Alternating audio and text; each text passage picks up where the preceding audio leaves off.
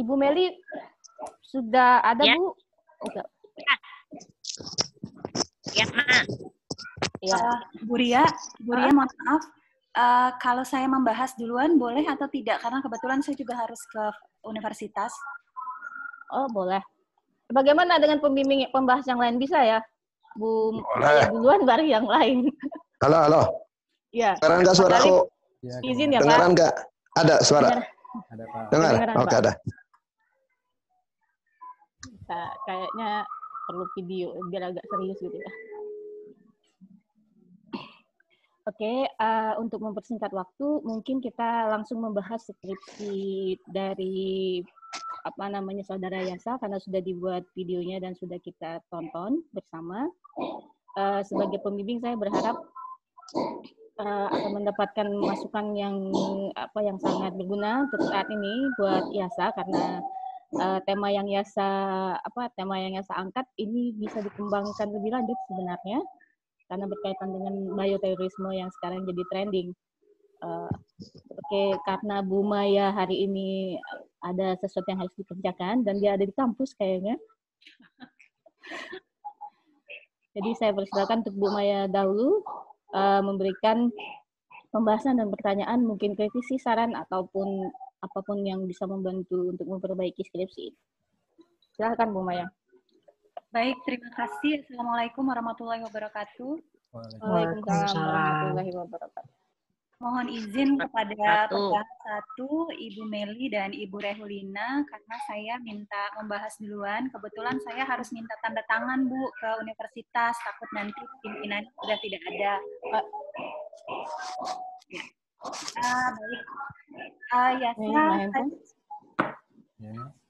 Yasa, saya sudah membaca skripsi dan melihat presentasi video saudara. Kemudian ada catatan dari saya, memang tidak banyak, tapi untuk substansi mungkin nanti bisa pembahas 2 dan pembahas 1 yang melengkapi. Dari saya catatannya adalah, yang pertama, di abstrak itu kamu belum menambahkan kata kunci yang menjadi keywords dari abstraknya, itu belum ada, masih kosong ya. Itu 1 ditentukan. Sebenarnya sih lebih kepada sistem menulis saja ya saya. Kemudian yang selanjutnya adalah lihat di bab 4. Di bab 4 itu kamu menuliskan 3 poin. Tapi sebenarnya yang pertama, bab 4 itu poin A-nya adalah pengaturan pemberantasan bioterorisme. Tetapi hanya terdapat 1 poin, yaitu sejarah pengaturan bioterorisme, sehingga saya rasa tidak perlu dituliskan nomornya ya, karena hanya 1 poin saja.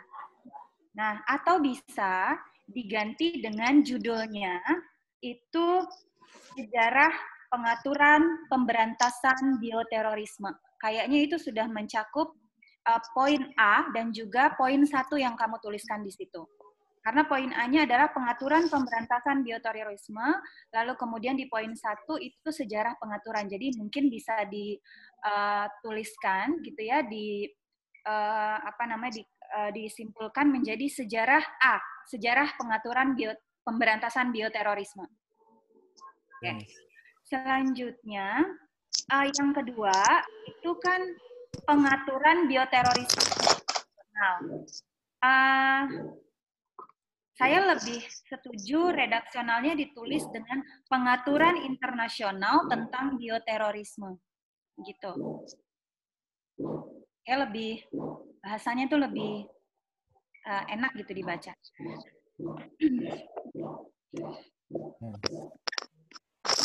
Di poin 3-nya sudah tepat dengan pengaturan bioterorisme di Indonesia. Lalu pengennya pengaturan di poin B, di pembahasan ya, di bab 4 itu, di poin B, pengaturan bioterorisme internasional, itu kamu buatkan tabel. Jadi, kan kamu jelaskan hal-hal yang sangat urgent mengenai bioterorisme itu ada di pasal-pasal kan, kamu tulis di situ ya, di artikel berapa. Nah, karena itu ada 6 konvensi atau peraturan internasional yang membahas tentang bioterorisme, saya enaknya kamu buatkan, kan kamu sudah bikin deskripsi di situ ya, di peraturan internasional, konvensi ini dan lain-lain sebagainya. Itu di akhir kamu bikin tabel. Jadi tabelnya itu keterangannya konvensinya apa, lalu kemudian ada penjelasan pasal apa, dan kalau bisa apa sih perbandingannya dari konvensi satu dengan konvensi yang lainnya yang membahas tentang bioterorisme itu, gitu. Ya. Begitu juga di tabel C, yaitu mengenai pengaturan bioterorisme di Indonesia, gitu. Kamu juga bikinkan tabelnya, gitu, mengenai peraturan bioterorisme di Indonesia yang ada, lalu kemudian seperti yang sudah kamu deskripsikan di poin-poinnya di peraturan nomor 23, lalu kemudian apa sih perbandingannya, jadi kita bisa lihat di situ, gitu. Jadi ada kesimpulan dari bab 4 itu yang kamu tuliskan dalam bentuk tabel sehingga bacanya jadi lebih enak. Oh, ya. Mungkin itu saja Bu Ria, terima kasih. Oh, oke. Terima kasih untuk Bu Maya. Ini maaf, internet saya nggak stabil, jadi kalau nanti suaranya hilang, atau ini saya matikan juga teleponnya, videonya. Jadi setelah Bu Maya, kami persilahkan Pak Talib sebagai pembahas pertama untuk memberikan masukannya kepada untuk skripsi Saudara Yasa. Terima kasih Bu Maya atas sarannya. Ya, saya mohon izin ya Bapak Ibu. Ya. Terima kasih. Silahkan sayang. Doakan ya Bu ya. Ya, terima kasih Maya. Ya. Oke. Sukses. Ya Bu. Kedengaran nggak ini? Kedengaran, Pak. Silakan. Kedengaran ya? Ya. Saudara Yaksa ini ya, di dalam abstrak, menunjukkan bahwa terjadinya bioteror itu pada abad ya ke-14. Ya. Tapi di dalam latar belakang itu tidak menjelaskan ya atau menyajikan data ya sejauh ini, terutama sejak terjadinya peristiwa 9 September 2001 itu ya seberapa banyak adanya teroris ya yang menggunakan alat ya senjata biologi. Itu ya itu tidak, artinya datanya ini kurang mendukung ya. Ya, kurang mendukung sehingga EU ini ya harus membuat judulnya itu bioterorisme gitu ya. Padahal fakta ya sejauh ini di dunia ya, terutama sejak munculnya terorisme ya, kebanyakan ya terorisme itu menggunakan bahan-bahan peledak. Ya, contoh yang paling ya mengerikan itu adalah ya ditabraknya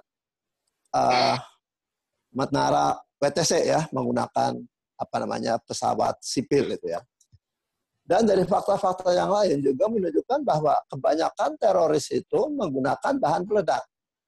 Peledakan di kereta api bawah tanah ya, termasuk pengeboman teroris yang dilakukan di Indonesia yaitu di Bali.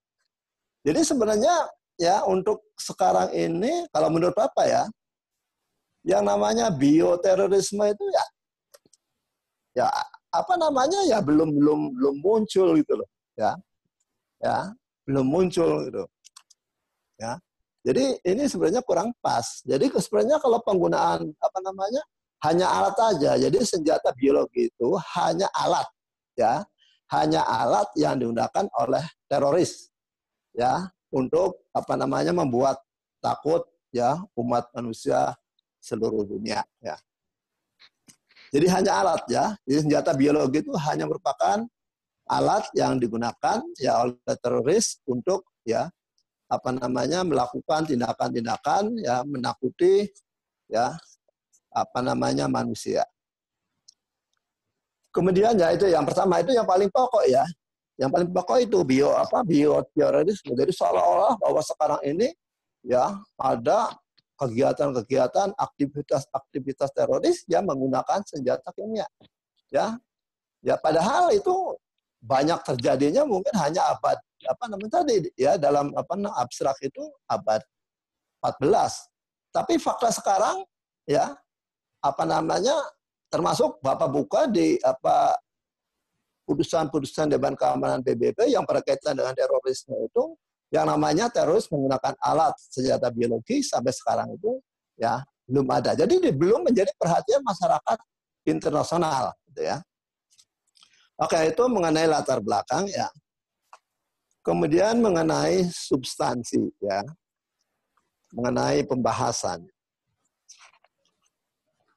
Ya, mengenai pembahasan yang pertama, memang ya, ada konvensi yang pertama itu adalah konvensi tentang larangan pengembangan, produksi, ya, dan penyimpanan, ya, senjata biologi, ya, ya, dan destruction, ya, penghancurannya, ya. Nah, ini ya, memang ini adalah konvensi yang mengatur tentang ini. Sebenarnya ini kan dimaksudkan untuk masyarakat internasional, gitu loh. Ya, untuk negara-negara, ya. Artinya negara-negara itu dilarang ya mengembangkan senjata biologi. Ini intinya itu kan, ya. Jadi dilarang membuat, menyimpan, mentransfer ya persenjataan biologi ini. Ya. Nah, ini juga EU enggak ya, dengan undang-undang nomor berapa itu Indonesia ya meratifikasi atau turut serta dalam perjanjian ini. Ini dalam skripsi EU kayaknya nggak ada ya. Ada sih Pak, ya. Di bab 2 kalau nggak salah saya masukin di halaman 46 kayaknya Pak. Ada ya. Ada. Ya, memang inilah adalah konvensi pertama ya. Ini dimaksudkan ditujukan untuk negara ya. Ya. Nah, kekhawatirannya itu kan bahwa apabila suatu negara itu memiliki senjata biologi, maka ini akan dicuri. Ya, dicuri oleh para kelompok teroris dan akan digunakan sebagai alat untuk menteror masyarakat internasional ya. Kemudian yang berikutnya adalah konvensi, bukan ya?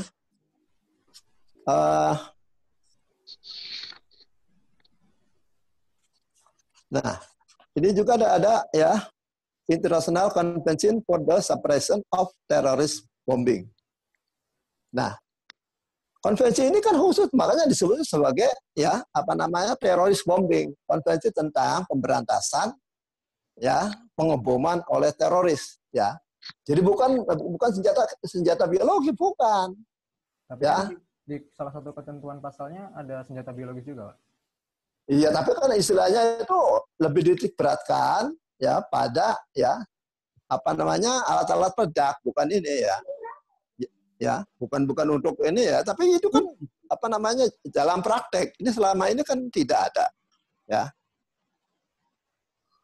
Ya, ini kan hanya mewajibkan negara peserta itu menghukum penggunaan cara melanggar hukum, explosive and other related devices kan. Ya, bahan peledak dan senjata lain. Ya, kemudian mana di pasal berapa itu? Di pasal 1 ayat 3, Pak. Huruf B. Ayat yang wajib negara pandai melanggar dua konvensi. Ada di halaman 74, Pak. 74. Ya.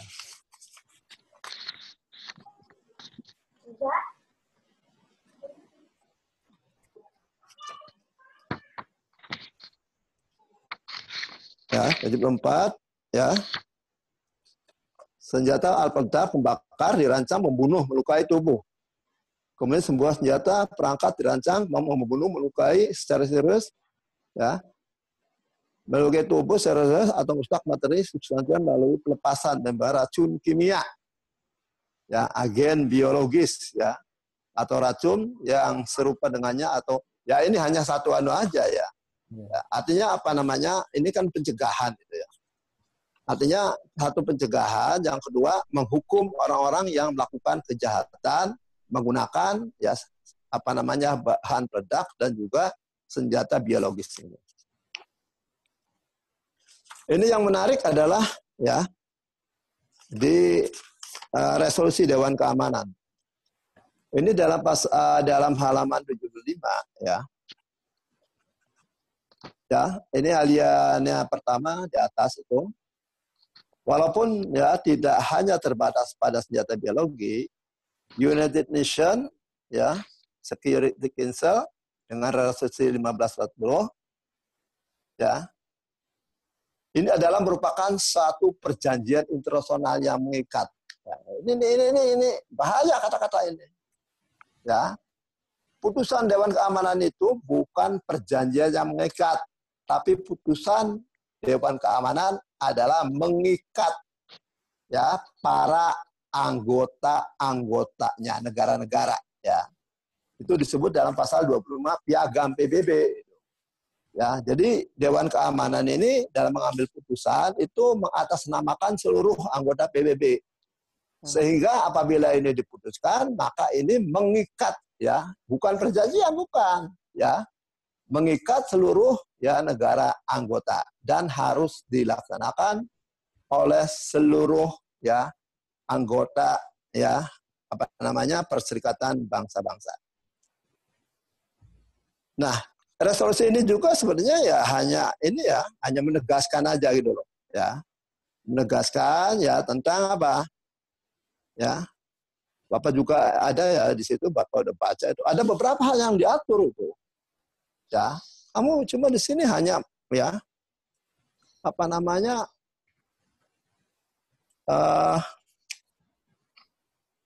kalau nggak salah itu ada 8 poin itu ya. Ada di dalam HP Bapak ini ya. Ya.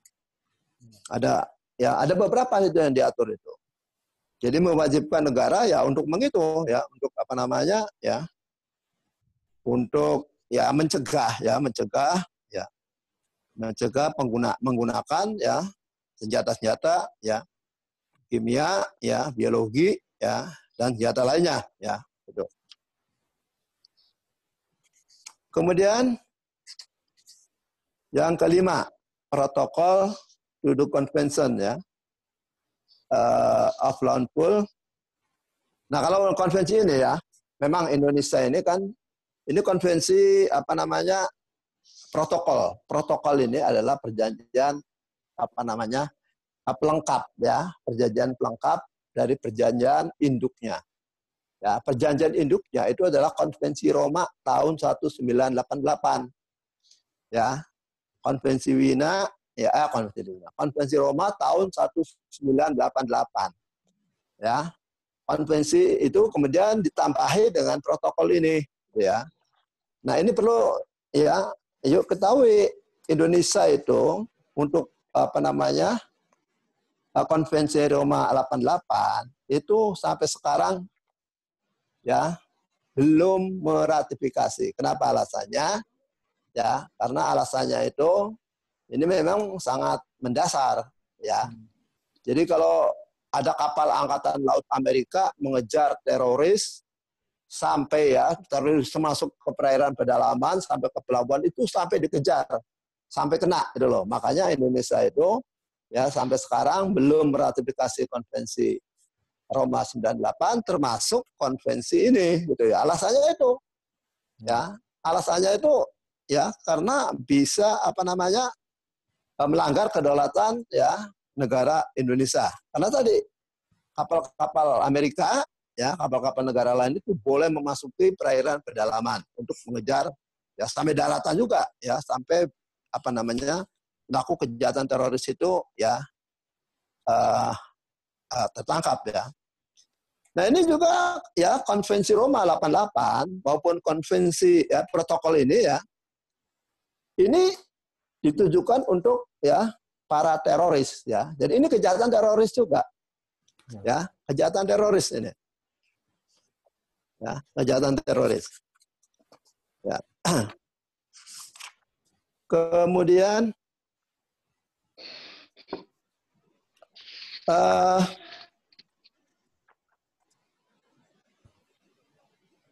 bentar ya.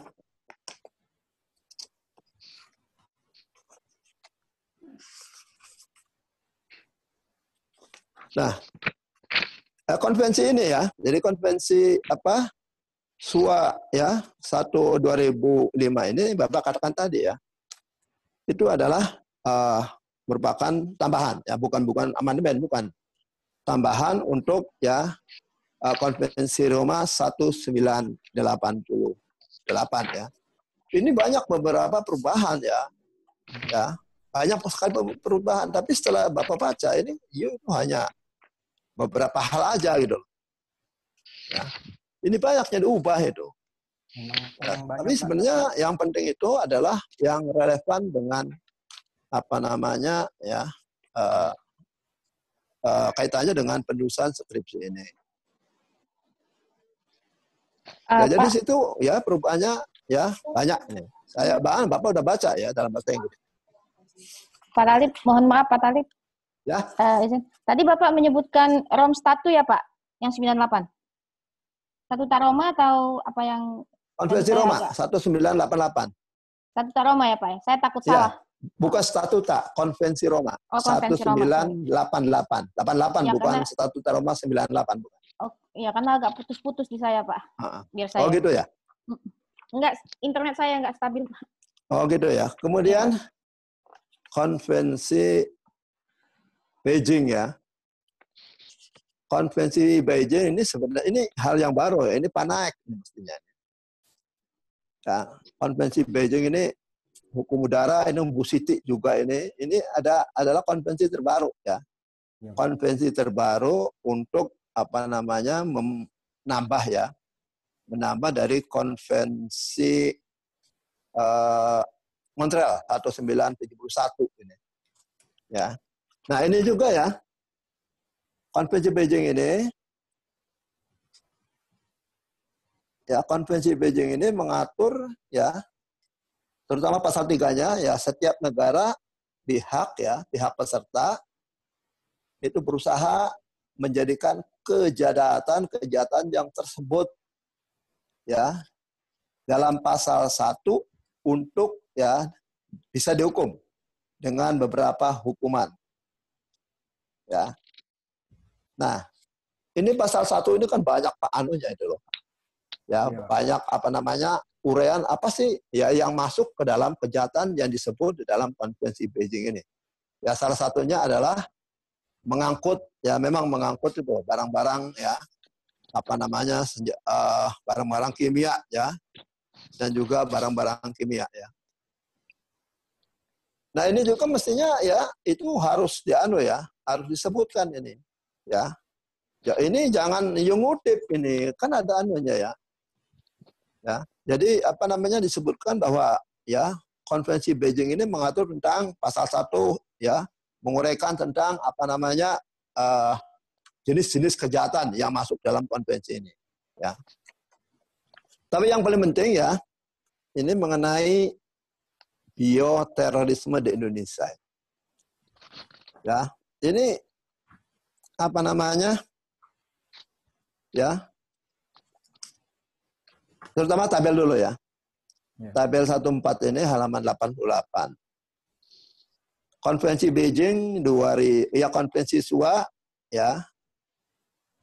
Memang benar ya. Jadi konvensi SUA, konvensi konvensi apa namanya? Roma 1988 juga Indonesia ya belum menjadi peserta. Ya. Belum menjadi peserta. Konvensi Beijing menandatangani ya. Menandatangani ini ya. Ya, jadi kata-katanya jangan bukan anggota, belum terikat gitu loh. Ya. Ya. Jadi kalau sudah meratifikasi itu berarti sudah terikat. Kalau hanya menandatangani itu berarti hanya apa? Ya, hanya setuju ya atas teks dari perjanjian itu. Ya, mengesahkan ya, tapi belum mengikat Indonesia ya. Nah, tapi ini yang paling peraturan perundang-undangan ini loh. Ya, memang ya. Jadi memang tidak seperti Amerika ya. Amerika itu setelah meratifikasi konvensi tentang senjata biologi itu ya, itu membuat undang-undang Act 1989. Jadi langsung bikin undang-undang itu ya, undang-undang tentang apa namanya, ya mungkin larangan ya penggunaan senjata biologi. Ya, tapi untuk Indonesia ya memang sudah meratifikasi ya.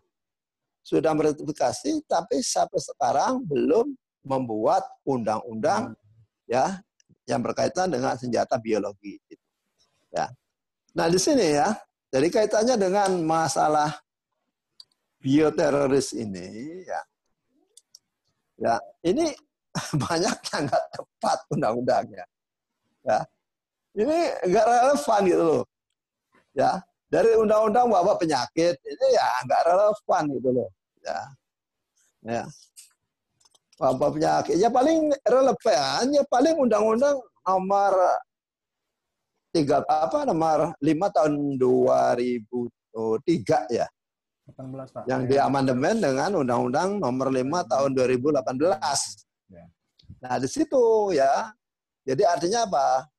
Ya, artinya bahwa walaupun apa namanya Indonesia belum mengundangkan undang-undang tadi ya untuk melaksanakan undang-undang tentang senjata biologi, tapi di sini ada pasal-pasal yang melarang ya. Ya, melarang ya apa namanya menghukum ya, melarang dan menghukum pelaku-pelaku kejahatan teroris yang menggunakan senjata biologi. Ya, memang ini diakui ada ya. Jadi seperti dalam ya pasal 10 ya, ini ya kemudian dalam 10A ya. Tapi untuk yang apa namanya ya tadi undang-undang tentang wabah itu nggak relevan lagi ya. Undang-undang wabah itu. Memang undang-undangnya sendiri sampai sekarang itu ya nggak relevan. Ada yang ngomong begitu. Ya. Jadi yang pas, ya sebenarnya yang paling banyak yang harus diuraikan oleh Yaksa itu ya Undang-Undang nomor 15/2003 Yungto, Undang-Undang nomor 5 tahun 2018 ya. Itu ya. Itu yang harus ini. Nah, instruksi presiden. Ini mestinya Bu, dulu ya. Instruksi presiden ini lihat dasar hukumnya di atasnya itu apa gitu loh. Ya. Ya. Jadi dasar hukumnya itu apa di atasnya tuh? Kalau untuk mengeluarkan instruksi itu pasti ada aturan-aturan dasarnya gitu loh. Ya, dilihat coba di situ. Bapak belum sempat ini, baru tadi udah jam 10 ya. Nah, itu ya. Ya ini itu isinya hanya instruksi aja. Tapi normatifnya nggak ada apa-apa tugasnya. Ya. Oke, untuk sementara itu aja dulu Bu Ria sebagai apa namanya ya moderator. Oke, terima kasih Pak Talib. Saya serahkan ke pembahas dua Bu Rehulina ya. Halo.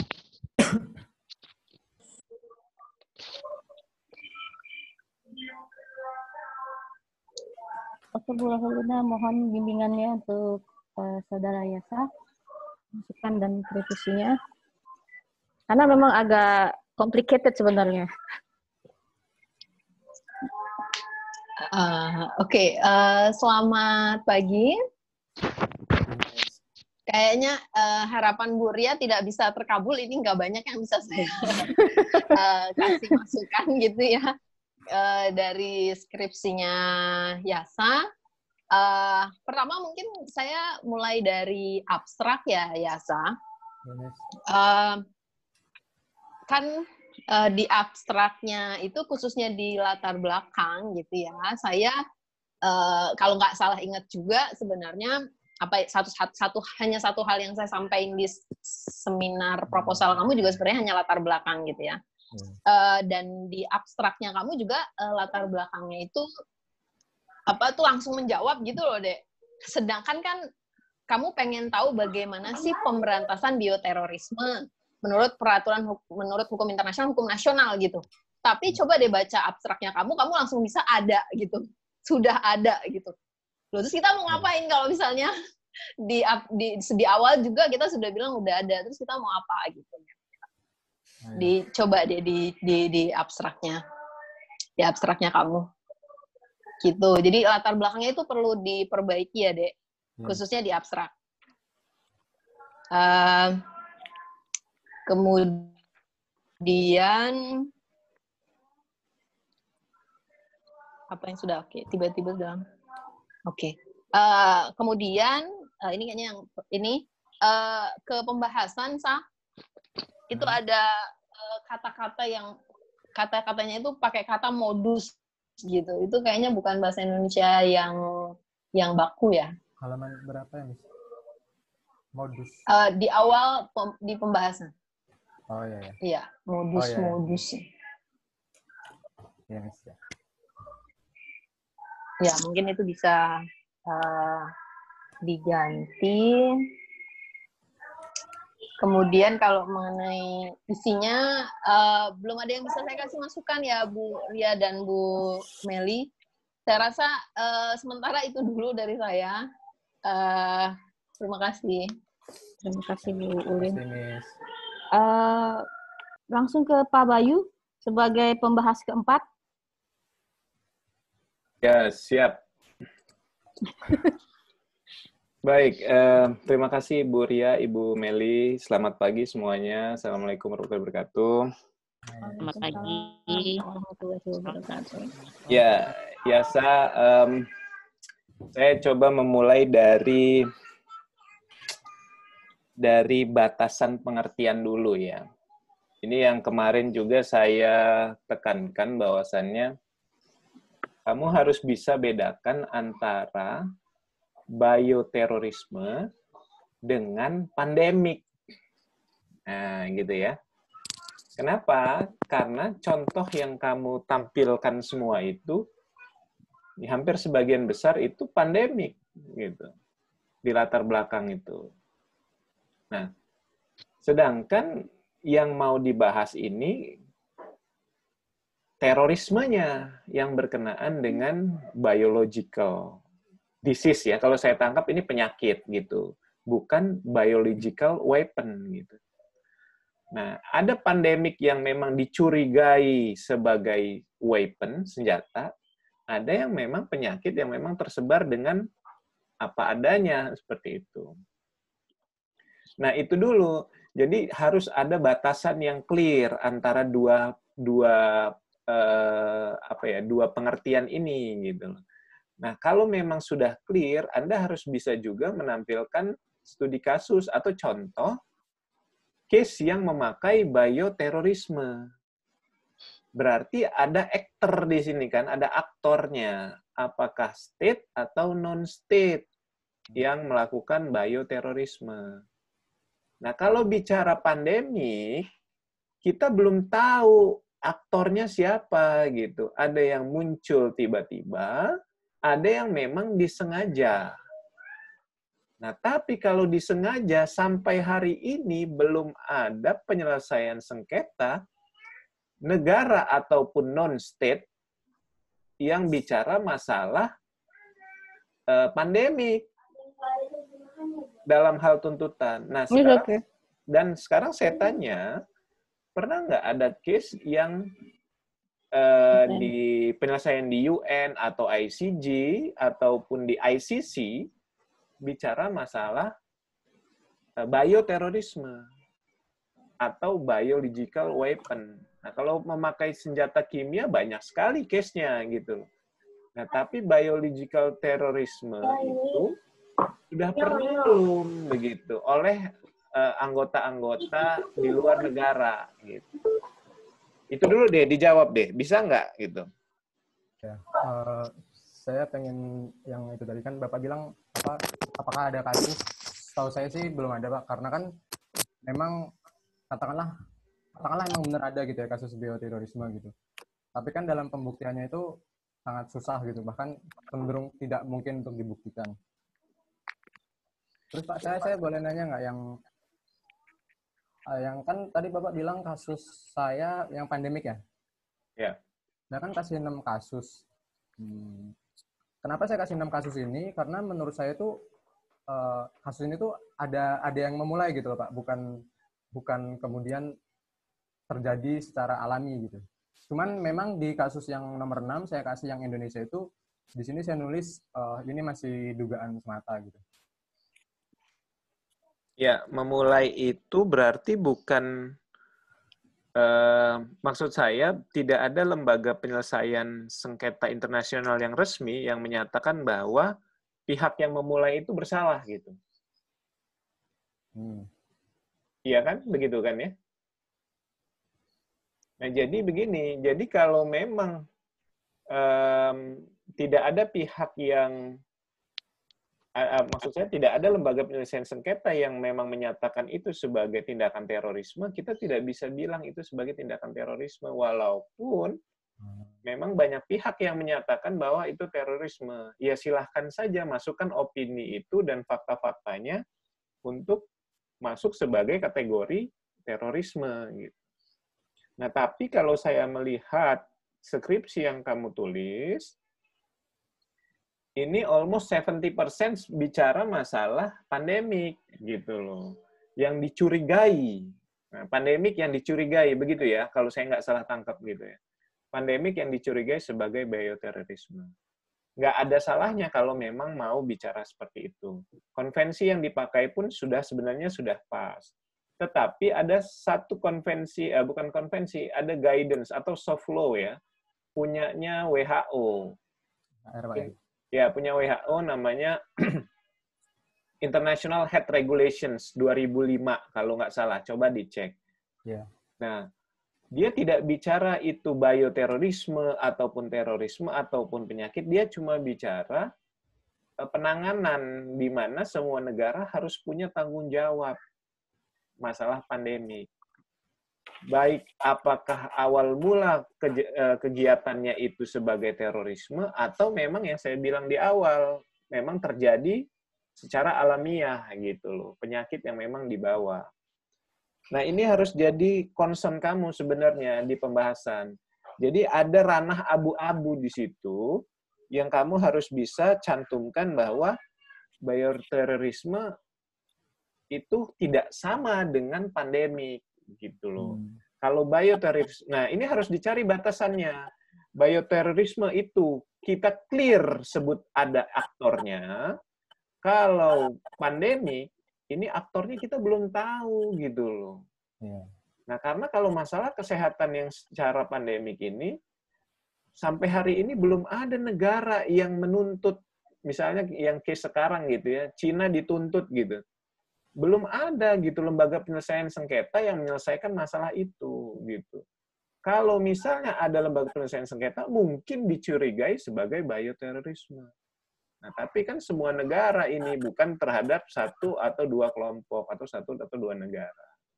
Nah, saran saya mungkin nanti dibicarakan dengan pembimbing, di pembahasan harus ada batasan antara bioterorisme dengan pandemi. Kenapa? Karena di latar belakang itu, kamu juga clear menyatakan bahwa ini case-nya banyak yang pandemik nih. Dicurigai loh. Nah, dalam tanda kutip dicurigai. Itu dicurigai itu harus dijelaskan di pembahasan. Gitu. Jadi kita bisa clear ngelihat bedanya di mana gitu loh. Gitu ya, Yaksa ya. Nah, kemudian di Undang-Undang Nasional, ini saya lihat kamu tidak memasukkan Undang-Undang Pertahanan dan Keamanan. Pertahanan Negara, sorry. Undang-Undang Pertahanan Negara. 2002 kalau nggak salah, nomornya coba dicek. Nah, di situ apa langkah strategis Indonesia untuk menghadapi ini gitu, serangan yang sifatnya biological. Nah, kita juga harus lihat di Undang-Undang Ketahanan Nasional, di Undang-Undang Kesehatan, Undang-Undang Kesehatan Nasional. Nah, di situ apa sikapnya kita? Walaupun kita tidak melihat awalnya apakah terorisme atau bukan, gitu. Tapi kamu harus bisa juga, kalau bioterorisme ini terjadi di Indonesia, kamu harus bisa membayangkan berdasarkan hukum apa yang akan dilakukan oleh Indonesia gitu loh. Nah, saya tidak melihat itu di pembahasan.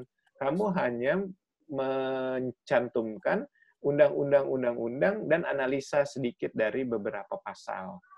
Nah, tapi tidak mencantumkan langkah strategis dari Indonesia terhadap pencegahan. Nah, makanya saya sepakat juga sebenarnya dengan judulmu yang bicara pemberantasan gitu ya. Karena kita sebenarnya nggak tahu dan belum ada istilah kejahatan bioterorisme gitu ya, secara teori. Tapi secara praktek mungkin yang sudah kamu uraikan di latar belakang dan di bab-bab awal di pembahasan. Gitu ya. Kemudian, nah, saya kira perlu untuk mencantumkan bahwa belum ada lembaga penyelesaian sengketa internasional baik publik ataupun private yang menyelesaikan permasalahan bioterorisme. Gitu. Nah, kecuali kamu dapat datanya ya. Kalau saya melihat belum ada nih lembaga penyelesaian dan itu sepertinya wajib dicantumkan dalam pembahasanmu bahwa bioterorisme ini masih abu-abu sebenarnya. Gitu. Dan kamu harus tegas menyatakan bahwa ini memang belum ada gitu. Negara belum berani ataupun kelompok tertentu belum berani membawa ini ke permasalahan internasional. Nah, yang mungkin ada itu adalah penyelesaian penyakitnya gitu loh. Bukan menuntut negara atau pihak tertentu. Nah, begitu. Jadi penanganannya bukan penuntutannya. Jadi penanganannya yang paling banyak sekarang ini dilakukan oleh negara-negara, tetapi penuntutannya nggak ada. Gitu ya, makanya penting sekali kalau memang ada contoh kasusnya. Kemudian terakhir ya, yang menurut saya juga tidak kalah penting, di dalam International Health Regulation 2005 itu kan sebenarnya sifatnya hanya memberikan regulasi atau ketentuan internasional yang bisa disepakati dan dilakukan di Indonesia. Nah, tapi itu tidak mengikat. Nah, ini gimana? Harus dilihat juga nih, ketentuan kesehatan yang ada di International Health Regulation itu kenapa tidak mengikat di nasional-nasional, sedangkan itu penting sekali seperti itu. Nah, walaupun memang nanti larinya ke pandemik ya, bukan ke kejahatan bioterorisme, tetapi setidaknya harus dicongkel sedikit gitu lah, dianalisa sedikit gitu berkenaan dengan IHR itu. Mungkin itu Guria. Saya kembali ke... boleh nanya, Pak? Ya. Saya kan tadi Bapak bahas masalah IHR dan buat batasan tentang bioterorisme dan pandemi gitu.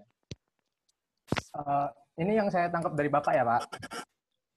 Maksudnya gini, apakah kemudian bioterorisme itu selalu mengarah ke pandemik gitu kan? Sedangkan kan agen biologis itu kan ada banyak sekali, Pak. Ya kan nggak cuma satu dua jenis, mungkin bahkan puluhan gitu kan. Tapi kan ada beberapa agen biologis yang katakanlah ketika itu disebarkan dia tidak menimbulkan pandemik seperti itu. Misalnya aja kayak ricin itu kan dia dari jarak, Pak, dia tidak menular kan ketika disebarkan gitu. Terus kemudian di IHR, saya kemarin kepikiran pas Bapak ngasih tahu saya di HI itu kan coba baca-baca IHR. Emang saya udah baca, tapi saya berpikirnya kalau di judul saya itu kan pengaturan pemberantasan bioterorisme, Pak. Nah, kalau di IHR itu saya nggak melihat itunya, makanya saya tuh kayak mikir gitu, apakah harus saya masukin atau enggak gitu. Ya, saya coba jawab ya. Kalau bicara batasan yang clear itu harus jelas memang. Memang nggak menimbulkan pandemik, endemik juga bisa begitu ya. Nah, tergantung case-nya apa dan penanganannya. Nah, tapi untuk bicara penanganannya itu di nasional, apakah kita stop di penyebabnya aja gitu loh. Terus dampaknya kita nggak bicara gitu. Harus bicara, kalau saya rasa ada kausalitas. ada penyebab, ada sebab, penyebab, dampak. Nah, langkah strategis itulah kita bicara IHR. Begitu loh.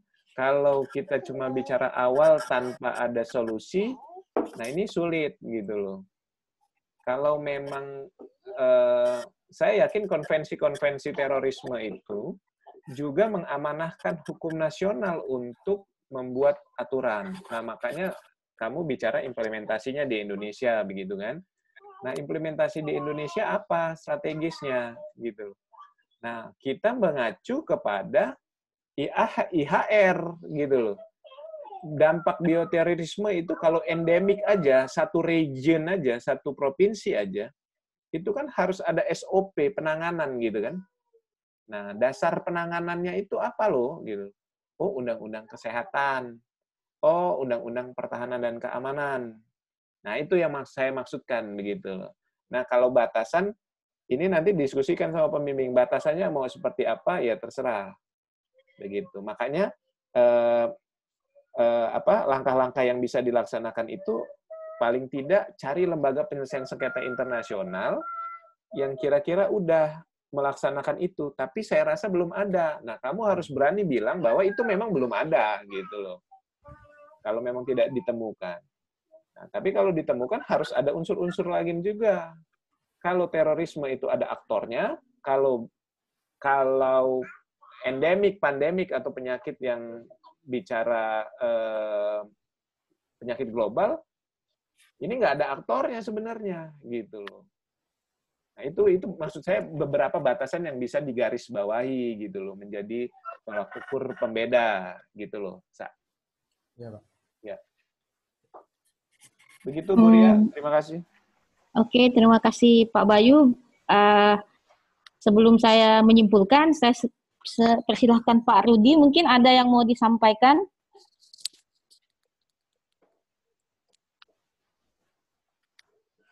Pak Rudi.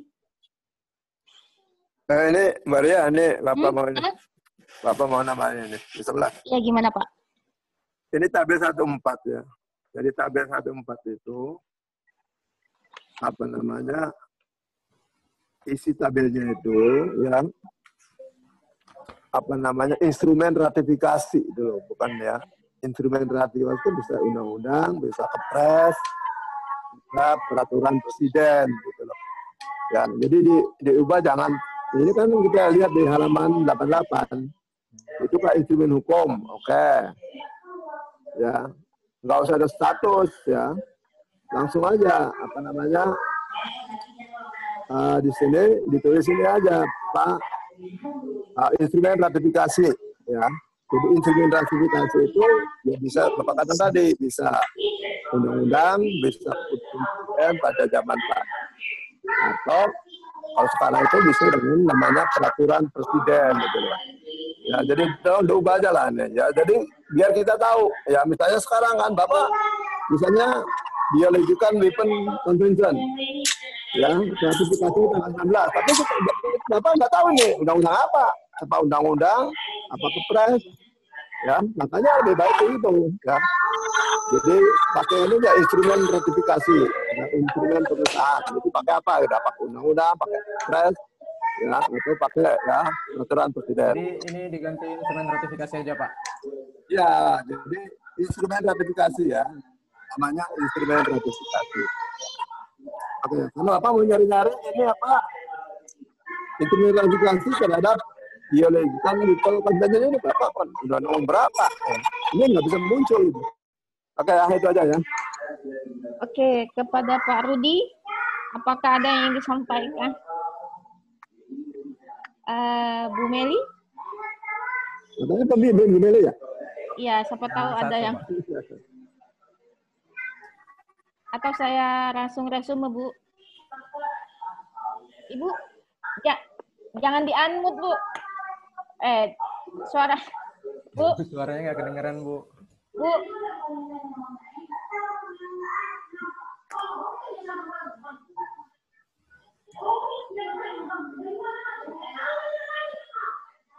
Coba saya unmute dari sini ya. Coba. Ya. Saya nggak bisa soalnya. Oke, Bu. Agak kuat aja, Bu. Bu Meli.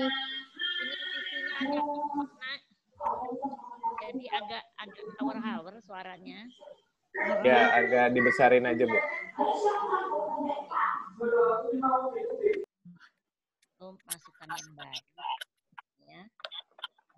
Tadi Ibu yang masih sempat agak berpikir berat itu, oh iya juga ya, dari Pak Bayu tuh harus bisa membedakan apakah itu yang menggunakan bioterorisme atau yang pandemik.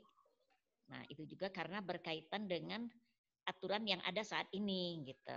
Nanti saya akan bicarakan dengan Bu Ria selaku pembimbing untuk mengarahkan mahasiswa bimbingan ini. Terima kasih Nak atas semua masukannya. Ya. Ria, dilanjut aja Ria. Oke Bu, saya akan memberikan sedikit tanggapan untuk semua masukan dari Bapak Ibu. Terima kasih. Jadi sebenarnya memang kalau didiskusikan itu kan kita mengerti hole-nya di mana, maksudnya lubangnya di mana yang nggak tercapai. Nah pada dasarnya YASA ini tidak berusaha untuk tidak mengarahkan skripsinya kepada pandemik. Saya percaya itu pada dasarnya dia hanya ingin membahas mengenai terorisme, tapi jadi batasannya sudah sebenarnya batasannya dia hanya ingin membahas bioterorisme, tidak merelatekan itu dengan pandemik sebenarnya, walaupun salah satu akibat yang bisa disebabkan oleh bioterorisme adalah pandemik. Gitu. Nah, tapi mungkin kami masih belum mampu memberikan batasan yang jelas berkenaan dengan apa yang ingin dia bahas. Yang itu akan kami bongkar. Ya, ini masih banyak sekali yang harus diperbaiki. Nah, kenapa itu juga batasannya jelas? Batasannya harus jelas seperti yang disampaikan oleh Pak Bayu, karena nanti kita akan berbicara mengenai subjek. Kalau subjeknya sudah kamu pilih, karena dari kemarin kita mendiskusikan ini, maka kita akan mengerti di mana penyelesaian sengketanya. Maksudnya penyelesaian kasusnya, bukan penyelesaian sengketa. Nah, mungkin itu yang akan kami lakukan untuk memperbaiki skripsi ini sebelum diujikan. Begitu Bapak Ibu. Saya sangat terima kasih gitu dengan yang dengan semua pendapat dan saran dari Bapak Ibu. Jadi saya paham, seharusnya memang ini harus dibatasi dengan jelas gitu apa yang diingini oleh YASA gitu. Apalagi dengan situasi sekarang itu memang jadinya jadi blur, dan memang bioterorisme itu ada di wilayah yang abu-abu, baik legal termnya, penyelesaiannya maupun pelakunya. Oke, saya pikir itu saja yang ingin saya sampaikan. Saya kembalikan kepada Pak Sekretaris, Pak Bayu. Halo. Baik, terima kasih Ibu Ria, Ibu Meli selaku pembimbing, Saudara Yaksa sudah mempresentasikan dan berdiskusi dengan para dosen. Saya kira cukup sekian seminar kita hari ini. Untuk mengingatkan, besok jam 10 kita seminar lagi atas nama Sharon, memakai via Zoom juga. Jadi saya ucapkan terima kasih kepada Bapak Ibu. Saya kira cukup ya. Baik, mungkin mengucap alhamdulillahirabbil alamin. Billahi taufiq wal hidayah. Assalamualaikum warahmatullahi wabarakatuh. Saya tutup ya. Assalamualaikum. Waalaikumsalam. Selamat beraktivitas. Terima kasih Pak Bu.